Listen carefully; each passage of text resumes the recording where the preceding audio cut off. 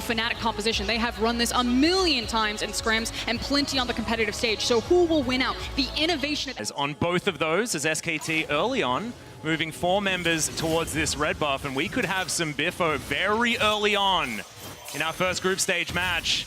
You and Me has been utilized as the red buff is down to half health. SKT just a bit of a drive-by at the moment. Effort almost in a dangerous spot as we've got 4 versus 3 guys. Everyone diving on in. Broxah has taken the red, but can Reckless survive is the question. The You and Me has been used as first blood. Goes to Faker. He gets the resets and over the wall. Broxah, oh, that Q. So con if you need him. well, Effort might be meeting 3 people underneath this turret, which may not necessarily be exactly what There's he wants. the TP. Yep, Teddy going to be teleporting towards the bottom side, but you've got it happening from Khan as well. Can they find Reckless? The You and Me's there, but there's the cannon barrage. The ultimate from Teddy at exactly the right time as Effort flashes out of the way. The bait is beautiful. Fnatic, they're trying to get something back for themselves. As well, just to try and defend, but it's a lot of turret plates like you were talking about, but can he actually stay alive? It's the exhaust that comes down, has to get into that brush, but he is going to be fine, I think. Is Faker just going to die? It was Fnatic trying to get a pick onto Faker and them getting the Rift Herald, and now the tower on is the ability to challenge Vision because you have a Yuumi rather than a traditional support. Hilly can't just go off on his own and clear out wards that he might do on another support pick. Well, it looks like a brute force on this. Even though SKT are making the correct moves for their composition, and you see them setting up for the arrival of the Dragon, Fnatic very much can make this big turnaround. They have the item completions we are looking for. That Trinity Force on Gangplank is done. Bwipo can actually hit extremely hard. Yep, and Faker going down very, very low, has to jump over the wall, and now the turret is the next in line. But Khan is here, dives on over, looks for Bwipo, but not quite enough damage as the prowling projectiles trying to deter him from waiting underneath that turret. Fnatic try to make a move on the outer turret mid, but it's Teddy that's able to lock down the outer on the bottom side of the map while they're all distracted. Yeah, Fnatic are investing a lot of time to try to push this back into the mid lane. Effort with the clear flank, and now, like you said, Teddy can join them, picks up bot tower as well as that Ocean, and Fnatic are still here banging against the wall of SKT. Yeah, we land the dredge line as Bwipo going to be knocked up into the air, but Hilletsang already dead. Effort going to be traded for it as Faker is bouncing around the fight. He gets the Divine Judgment, but doesn't. Return back to the mid lane. One of the teleports has been used, but again, oh, that was close.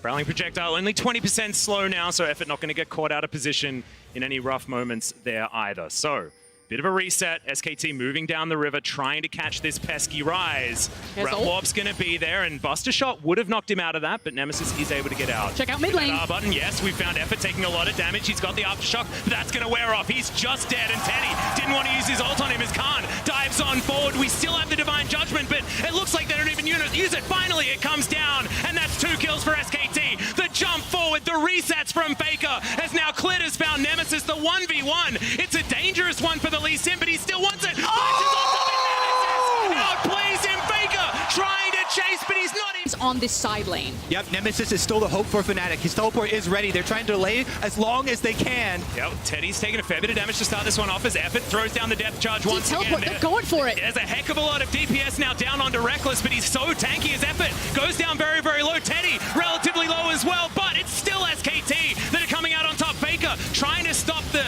escape routes, but it's not going to be enough. Double kill now for Reckless as he throws in the ultimate, but does he have enough damage? I think the answer might be no, as Teddy is well and truly ascended, and Faker has now found the Garen. Both the Garen and the Yuumi now in trouble. He flashes out of the way though, and the shutdown comes in. The cat is going to... Fnatic looking for Effort as SKT. Yep, they've dived on it once again. Cannon Barrage utilized one more time as there's the ultimate out from Teddy to answer the final chapter, but Reckless still has closed the distance here. Teddy's still alive though, he's got so much health, but no, it's going to be the Void Rush that finishes him off, and now the Gangplank takes down the rest of the bottom lane. Faker in position though, he'll have the AoE. He's legendary on this Tristana. Hillesang trying to get the work done, but he can't do it. Finds Broxah, and now they're going to try and get out of here. Yeah, he's got Hillesang on him. Gets him with the... Yeah, picks up the Q. The Resonating Strike going to bring them back as Clit goes golden. Now Khan is going to close the gap. He's chasing after Broxah once more as the Zoomies are helping speed this Rek'Sai away. But it's a limping Fnatic, and Faker says, I don't care, I'm just going to take your base. Yeah, Faker had his eye on the prize there, trying to push down mid lane. SK Telecom make the call, though. They still have Clit alive. They can go for the Baron. There's a Honey Fruit in the river to heal back up on. This pesky ward has been here so often for Fnatic, so they know exactly what's going on, but can they do anything about it? is the question, and I believe the answer is going to be no. It's SKT teleporting Teddy into this fight, and finally, the Baron is going to be taken at 31 minutes in this game. SKT with a whole lot of control. Fnatic siege. Yep. We've got one inner turret remaining on the top side of the map, inner and outer remaining for SKT in mid, but you've got no outer turrets left available for Fnatic. It's just the base that they're desperately trying to hold on to.